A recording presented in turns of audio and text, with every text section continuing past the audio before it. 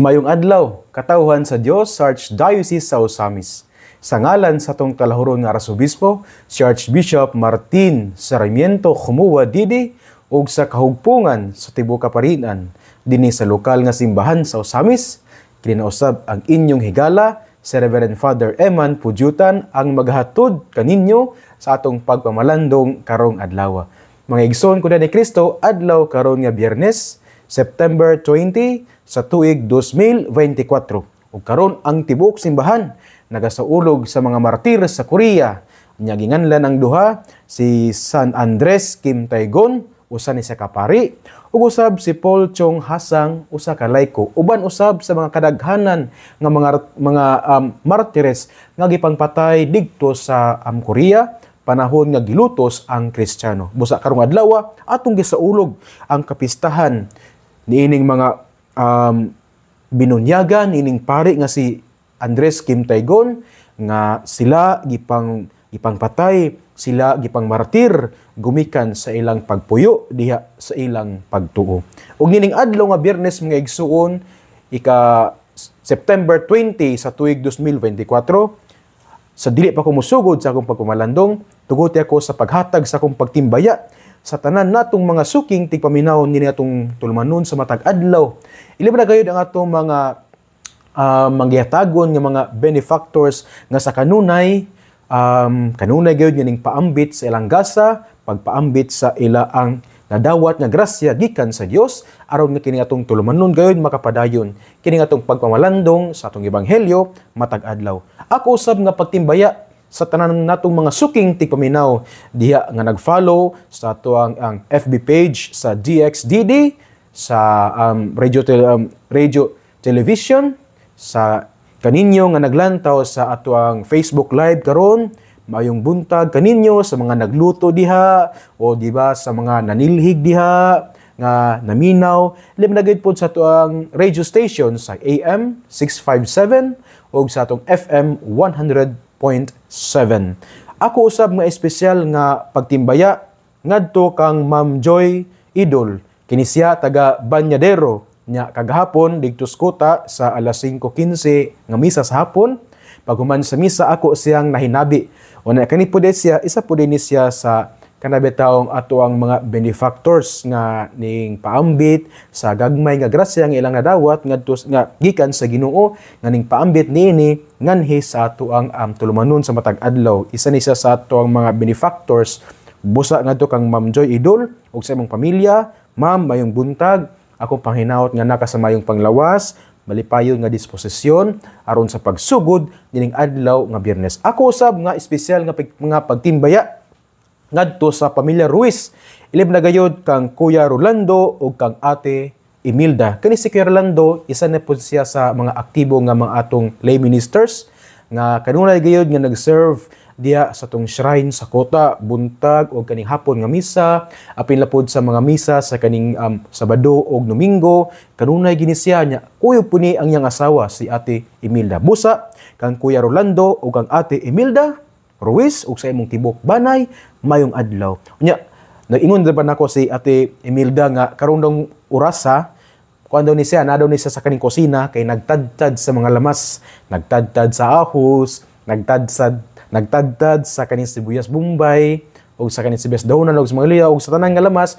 Kaniana siya kanako nga kanang oras sa father na ako sa kusina kay nagluto ko father, nagtadtad ko sa mga lamas. Busa kang Ate Imelda, hinahinay lang sa pagtadtad o sa imong pagluto, hinaot nga imong lamion nya kana bitong ubanan gyud og gugma kay ang pagluto nga naay gugma mas lami pa sa kanabang putahe sa 5-star hotel. Bitaw kang Kuya Rolando o kang Ate Imelda Ruiz, mayong buntag kaninyo. Ako usab nga espesyal nga pagtimbaya kang Kuya Tiro o kang Ate Inday. Kani sila mga aktibog pud ni sila sa Kota. Gani kini si Kuya Tiro, usa ni siya sa mga atong mga laiko ministro nga kanunay gayud nga nag-serve no sa tong shrine sa atong Kota Shrine. Muna kang Kuya Tiro o kang Ate Inday, mayong adlaw kaninyo. Usab kang Kuya Ronron o kang Ate Sally. Kini si Kuya Ronron, usab po ni siya sa itong mga aktibo, mga laiko ministro. Nga kanunay, gini sila nga mag-serve buntag o hapon, ulan o init. Nya, kuan kini silang Kuya Ronron, si Kuya Tiro ug si Kuya Rolando kanunay gid sila nga mag-serve. Nya aktibo kay ba, maka-inspire pod kayo ang ilang batang paghatag sa ilang kinabuhi, ilabi po dira sa pagserbisyo sa simbahan, particularly diha sa ilang pag-alagad o pag-serve diha sa atong shrine kota, no? Diha sa atoang shrine sa atong Birhen sa kota. Ug ako usab nga pagtimbaya kang sa matong sa tanan natong mga madre, ilabi gayud ang atong missionary sisters of Our Lady of the Triumph of the Cross nga pinanguluhan ni Sister Avelina Enriquez. Ug usab akong pagtimbaya ngadto kang Sister Wela Batuon nga siya mao ang local superior diha sa ilang community sa Pinggol. Nya kagahapon naminaw kay naman ni sa kaning tulumanon pod sa matag adlaw kada bitong awit ug tambag mo nang gi-encourage mo nako nga matagalauna sa udto, no, ini kung magpaniudto ninyo, paminaw mo. Tune in mo sa tuwang DXDD sa AM 657 o sa FM 100.7 kay sa alauna sa matag adlaw. Kani si Sister Wela, naani sa tulumanon uban si Father Alcher, kani ilang awit ug tambag. Nya maayo kini si mutambag yud si Sister Wela. Kuan yun out from experience yun unya kana bitong bunga gid sa iyang mga pag-ampo. Nya ngadto kang Sister Wela Batuon, mayong adlaw kanimo sister. Ug usab sa akong mga amiga nga mga madre, lib na gayud si Sister Daisy Ingito o si Sister Marichu. Kani silang duha nani sila nagtrabaho o nagserbisyo diya sa atong shrine kota. Kung makaadto mo sa kota, nya nay duha ka madre, no, ang medyo mubo si Sister Marichu, mo na siya si Sister Marichu. Yang medyo healthy gamay si Sister Daisy Ingito. Mga amiga kana kuno sila nga mga madre. Ako usab nga pagtimbaya ngadto kang Kuya Edwin ug kang Ate Alili Villanueva. Kani sila taga-Annex Divine Mercy Chapel. Bago lang po na ko ni sila nakaila, nya na imong higala usab ug ila na gayud pod sa ilaang anak nga si John Aldril Villanueva. Usa ni siya ka kontraktor. Busa kang Kuya Edwin, kang Ate Alili, ug kang John Aldril Villanueva, mayong adlaw kaninyong tanan. Ako usab nga kanabitong pagtimbaya ug pag-greet ngadto sa tanan natong mga elected officials dinhi sa Dakbayan sa Osamis, sa atong mayor si Mayor Honorable Indy Waminal, usab sa atong Vice Mayor si Vice Mayor Honorable Bebeneri, ug sa tanan nga mga ako usab nga pagtimbaya sa tanan nga barangay captains, no, nato dinhi sa Dakbayan, sa Osamis ug sa tibuok probinsya sa Misamis Occidental. Espesyal ako nga pag-mention kang Kapitan Gerlado o Gabas nga siya maong kapitan sa Baybay San Roque.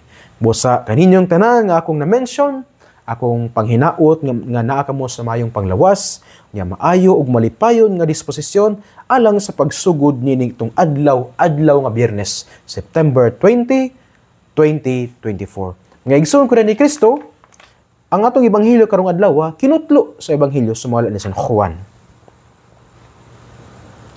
Himayaon ikaw o Ginoo. Wala madugay miadto sa Jesus sa kalungsuran ug sa kabalangayan, nagwali sa maayong balita may tungod sa gingharian sa Dios. Mikuyog kaniya ang napulog duha ka tinun-an ug pipila sa mga babayi nga naayo gikan sa dawtang mga espiritu ug sa mga balatian. Sila mao si Maria nga ginganlag Magdalena nga gikan kaniya gipagula ang 7 ka yawa, si Juana ang asawa ni Kusa nga opisyal ni Herodes, si Susana ug kapit-an pang mga babayi nga mitabang ang Jesus ug sa iyang mga tinun-an pinaagi sa ilang katigayunan. Mga igsoon, ang ebanghelyo sa atong Ginoo. Daygon ikaw o Kristo. Mga igsoon ko na ni Kristo ning adlaw nga Biyernes, ang atong ebanghelyo gikutlo sumala sa ebanghelyo ni San Lucas kapitulo 8 versikulo 1 hangtod sa 3. Bubo ra kayo nga versikulo daw kini siya nga ebanghelyo nga atong gibasa, nga akong gibasa karon ug inyong nadungog daw murag ebanghelyo o eksena nga usa siya kakaning summary o nagsumada sa unsay gibuhat ni Jesus didto sa Galilea ug didto sa Israel, diya ilam na gyud sa pagsangyaw sa maayong balita. Unya atong babantayan nga sa pagsangyaw ni Jesus sa maayong balita, sa mga balangay, ug sa mga kalungsuran, kuyog kaniya ang 12 ka mga apostoles. Kay mo man kung atong dumduman diya sa Ebanghelyo ni San Marcos, Kapitulo 6, unya, sa Ebanghelyo sumala ni San Marcos, Kapitulo 3, unya, versikulo 13 hangtod sa 14, atong madumduman nga sa Jesus, sa kadaghanan siyang mga disipulo, nagpili siya 12 ka mga apostoles. Unya, iyang ginganlan kini. Unya, kining 12 ka apostoles na sila tulo ka buhaton. Una, nga ang makig-uban kang Jesus.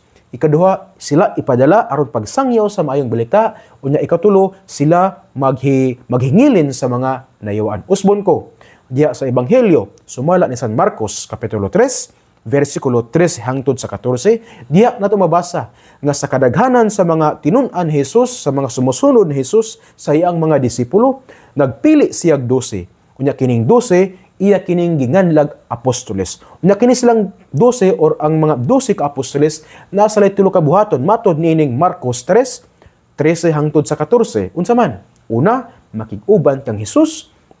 Ikaduha, ipadala aron pagsangyaw sa mayong balita. Unya, ikatulo, ang paghingilin sa mga nayawaan. Munang diri sa tong ebanghelyo nga akong gibasa karon ang ebanghelyo nga atong pamaludungan karong adlaw, Lucas 8, unya 1 hangtod sa 3, atong nabasa nga sa pagsangyaw ni Jesus sa maayong balita, ngadto sa kalungsuran, ngadto sa mga kabalangayan, kuyog kaniya ang 12 ka mga apostoles. Kay mao ni ang ilaabi taong tahas diha sa ilang pagsunod kang Kristo, nga sila gipili ni Kristo aron nga sila makig-uban kang Kristo. Munong dinhi sa tong ebanghelyo ipaklaro kayo nga samtang si Jesus nagsangyaw sa maayong balita, kuyog kaniya ang 12 ka mga apostoles. Unya dili lang ang 12 ka apostoles ha, nga gi-mention sa ebanghelyo, giingon pa dinhi nga kuyog kaniya ang napulog duha ka mga tinunan og pipila sa mga babaye nga naayo gikan sa daotang mga espiritu ug sa mga balatian. But pasabot mo igsoon ko rin Kristo nga kining mga bayhana nga misunod sila kang Jesus diya sa pagsangyaw ni Jesus sa maayong balita, sa mga kabalangayan ug sa mga kalungsuran tungod kay sila convince sila sa ilang kagalingon nga si Jesus mao gayud ang anak sa Dios, kay diha man ni Jesus nila na sinati kining kaaliman sa ilang mga balatian nga ang uban pagani nga sila nayawaan, unya gipalingkawas sila ni Jesus, gihinginlan ang maong yawa aron nga sila nga nayawaan mahimo silang liberated diha sa pagkaposes sa demonyo. Nganong misunod sila kang Jesus kay convince sila nga si Jesus mao gayud ang anak sa Dios, nga sa pagsangyaw ni Jesus sa maayong balita may tungod sa gingharian sa Dios, sila convinced nga kini si Jesus mao gini siya ang gisaad nga Dios nga muluwas sa Israel. Mao nang kaning mga bayhana musunod gayud sila kanina kang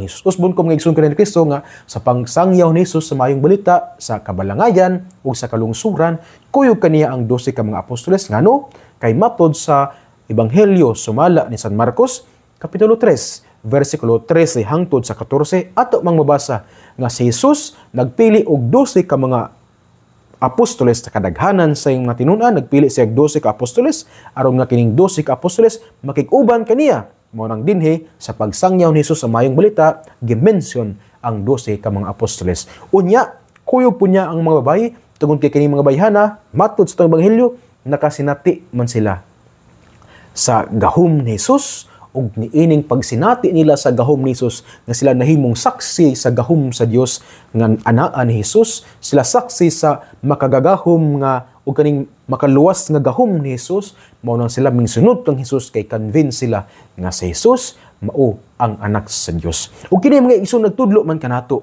nga kini bitong misyon, kini bitong pagsangyaw sa maayong balita, dili lang ni siya buhat sa mga pari. Dili lang po siya buhat sa mga misyonero, sa mga religyoso. Kining pagsangyaw sa maayong balita, dili lang siya tahas sa mga sa atong papa, sa mga kardinales, sa mga obispo, sa mga pari, sa mga diakono. Dili lang nitahas nila. Dili lang nitahas sa mga gipang-ordinahan diha sa atong simbahan. Kining pagmisyon, kining pagwali sa maayong balita, may tungod sa gingharian sa Dios, tahas natong tanan. Mabinang din higi mention nga na 12 ka apostoles ug naa ang mga babayi. Nganuman kay gustong ipakita nga ang misyon tahas gayud kini sa tanan. Kay usaha ra ba kung maghisgot tag misyon? Katurang mga pari atong pawalihon. Yes, magwali pero kita kanarang mga pari mo itong pakuan pasangyawon sa maayong balita mahitungod sa gingharian sa Dios, kanarang mga katekista, kanarang mga laiko minister, unya kami mga ordinaryong miyembro sa simbahan, di ko alam mga passive lami, no. All of us are called by virtue of our baptism, we are called to be missionary. Kitang tanan, gitawag kita nga mahimo kitang mga active nga mga misyonero diha sa atong simbahan. Usbon ko mga igsoon kanang ni Kristo nga ang pagmisyon dili lang ni sa mga gipang-ordinahan, dili lang ni sa pari, sa diakono, sa obispo, sa kardinal, sa Santo Papa.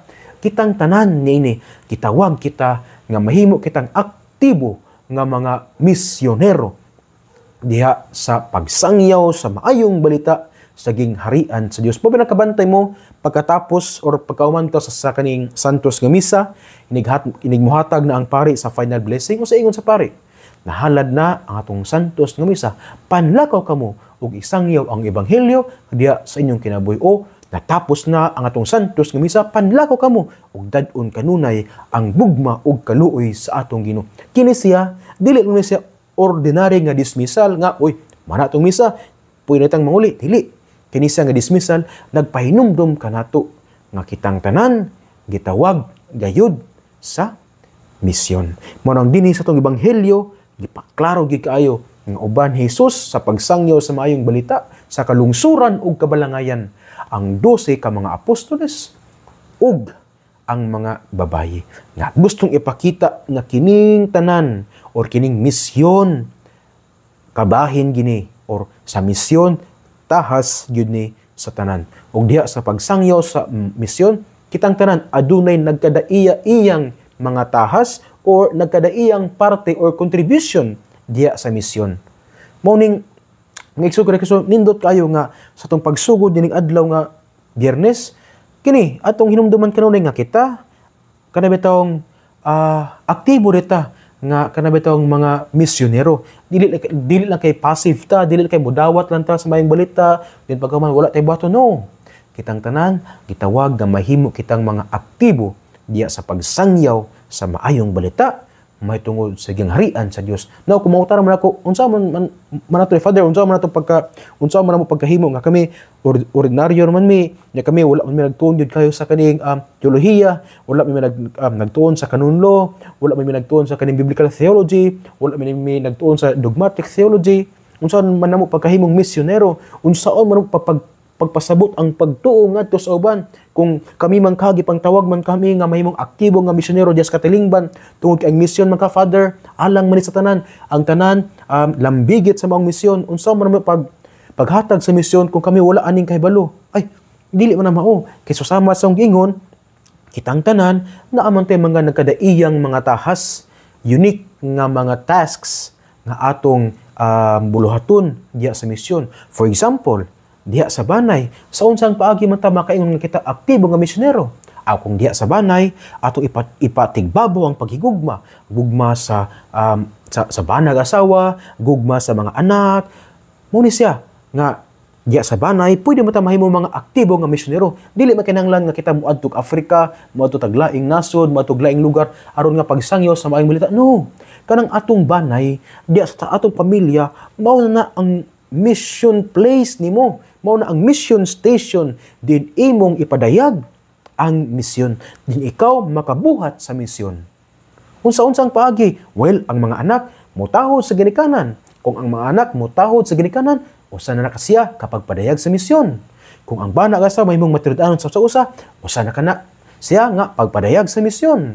Kung sa mga silingan, kung imong istoryahon ang silingan nga dugay na pipila na katuig nga kamo nagbungol, imong istoryahon karon kumustaon, hatagan nimog asin, hatagan nimog bitsin, ay lang na bitsin, asin lang kay makalot bitsin, hatagan nimog sudan baka ha, hatagan nimog usa ka kana bitong bulinaw usa tawag na, usa ka Caltex nga bulinaw, kana usa naman na kasya kapag padayag sa misyon. Kung imong igsuon nga nakigbungol mo tungod kay Itong imong gibungulan ay mo gisuon kay tungod kay kanabitong wala na tarong og bahin ang yuta gansi ka og usa ka dangaw nga binahanay si luta sa kaning yuta mo nang pila ka tuig mo nga imong gibungulan imo sang tawagan nya mga kag pasaylo makikita mo magaksanay mo magpinasaliway mo usa naman na siya kapag padayag sa misyon nganuman kay dili man kinahanglan nga kita moadto sa laing lugar aron nga pagmisyon kanang atong kaugalingong banay, atong kaugalingong pamilya, atong kaugalingong tugkaran,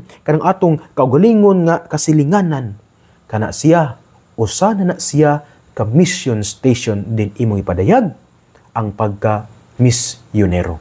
Usbon ko mga igsoon nga kitang tanan, gitawag nga mahimong aktibo diha sa atong pagpakiglambigit sa pagsangyaw sa mayong balita, mahitungod sa gingharian sa Dios ug asa nato ni pwedeng mabuhat dili man kinahanglan nga kita magtuon gyud kaayo dili man kinahanglan nga kita adunay dagko or kanatong lawom kayo nga kabalo well it is important yes por kini siya atong pagpadayag sa misyon it is not necessary man nga kita kinahanglan nga magtuon gyud kaayo ana alam memorize sa mga bersikulo indot man siya pero sa atong pinaggagmay-gagmay nga paagi sa pagpadayag sa misyon libre na sa atong banay kana nindot na ina siya kayo nga pruweba na kita nahimong aktibo diya sa atong pagpakiglambigit sa misyon ni Kristo. Nya dili po kinahanglan nga moadto tag laing lugar, moadto tag Africa, moadto tag USA dili.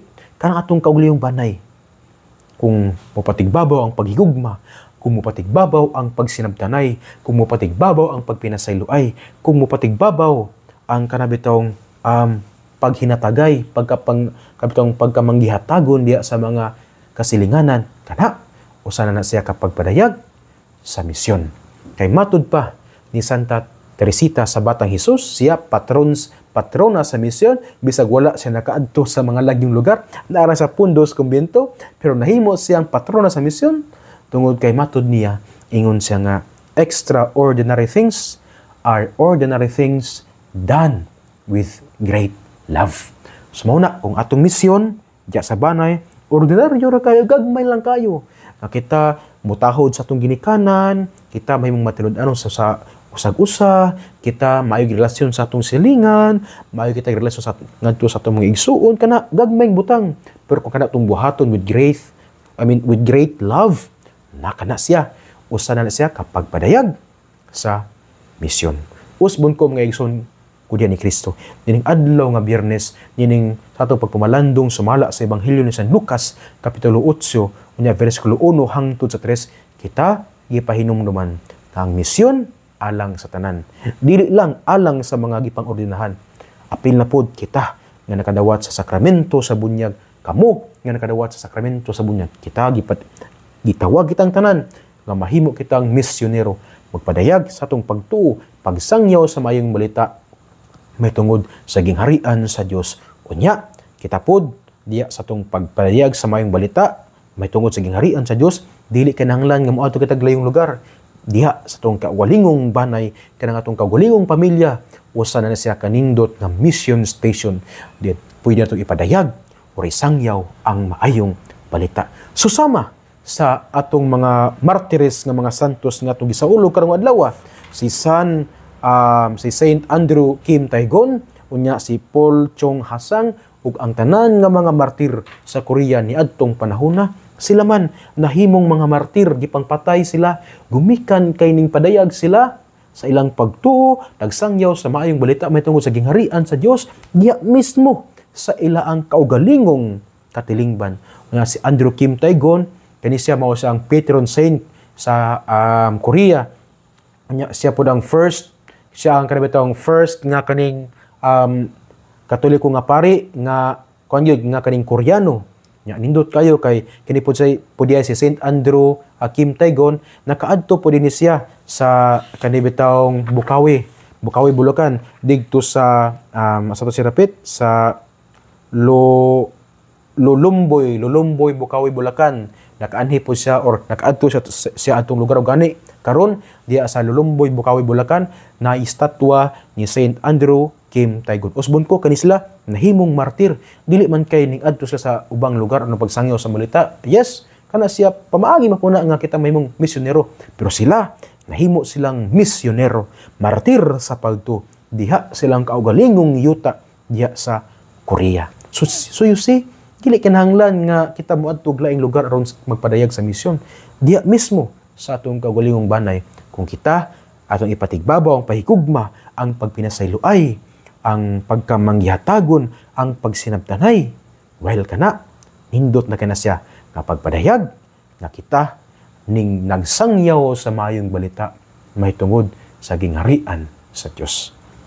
Pangigsuon, dinhin nilang kukutob sa akong pagpamalandong, dili na to kalimtan nga ang pulong sa Ginoo kinahanglan gayud nga pamation, kinahanglan nga pamalandungan o kinahanglan nga paningkamutan nato nga puy-an sa atong kinabuhi. Kay bulahan ang tawo nga nilingkamot nga magpuyo sa mga pulong ni Jesus. Susama siya sa usa ka kahoy nga gitanom daplin sa sapa kansang dahon dili gayud malaya. Nya tiempo sa timbunga muhatag gid siya og mamaayong bunga. Ngigsoon, ugma na usab sa atong pagpamalandong ug hinaot kining adlaw nga Biyernes, dili na to kalimtan nga ang pagmisyon pwede natong buhaton or ang pagmisyon, ang pagsangyaw sa mayong balita kini taha sa tanan, inordenahan ug mga pinunyagan. Nya dili kinahanglan nga moadto sa laing lugar. Ang pagmisyon mahimo gayud nato maski diha sa atong kaugalingong tugkaran, diha sa atong kaugalingong banay. Ngigsoon ko na ni Kristo uban sa pangaliya sa atong mahal nga inahan, ang Birhen sa Kuta, ang Dios nga makagagahom sa tanan, magapanalangin unta kaninyo sa ngalan sa Amahan ug sa Anak ug sa Espiritu Santo. Amen. Mayong adlaw ug ki Dios les siempre bendiga.